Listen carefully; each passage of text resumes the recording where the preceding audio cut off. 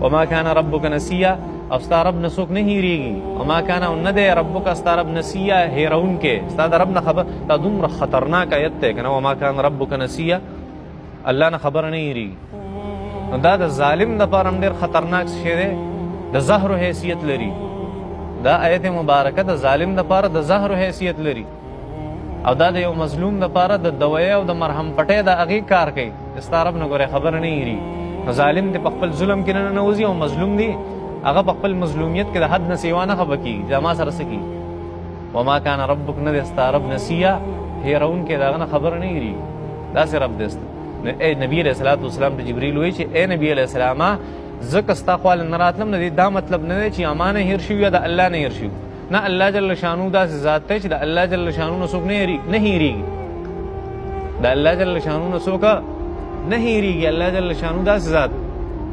او نبي علیه صلات وسلام زما ډېر شوق دی جبریله تا سره عادت شوی وم چې بیا ستا سره مې زما څوک ملګري نه و، ته زما ملګری زما شوق و. نو جبریل ورته وایي زما هم شوق چې ستا سره میلاو شم، خو د الله د حکم نه بغیر مونږ نه شو راتلی ښکته. دا مسله ده. نو وما کان ربک نه دی ستا رب نسیه هېرونکی. رب السماوات هغه د اسمانونو رب دی، والارض او د ځمکې، وما بینهما او دې په منځ کې څه دي. نو نه مونږ بره تلی شو، نه ښکته راتلی شو، نه دې په منځ کې څه تصرف کولی شو. دا چا په حکم کو؟ دا د الله د اسمانونو رب دی، د ځمکې رب دی، دې په منځ کې څه دي دې رب.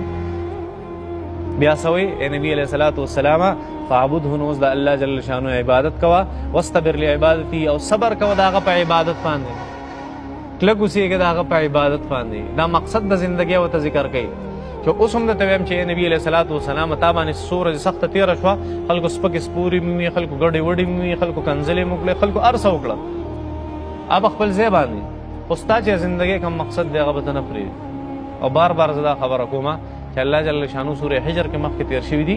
نبي کریم صلی الله علیه وسلم ته وایي چې نبي علیه السلامه یو ستا خواهش دی. څه دی؟ خواهش. هر انسان یو خواهش وي که نه.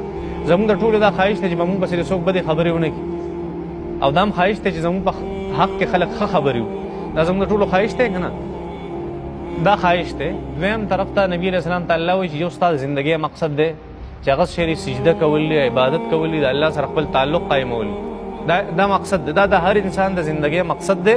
او دا بلې خواهش دی چې ما پسې د څوک سپکې سپورې نه وي. نو کافرو چې دا سپکې سپورې شروع کړي، الله جل شانو آیتونه د سورت حجر نازل کړه، ولقد نعلم انک یضیق صدرک بما یقولون. ای پیغمبره موږ ته پته ده چې ستا زړه به په دې تنګېږي چې دا خلک ما پسې سپکې سپورې وایي.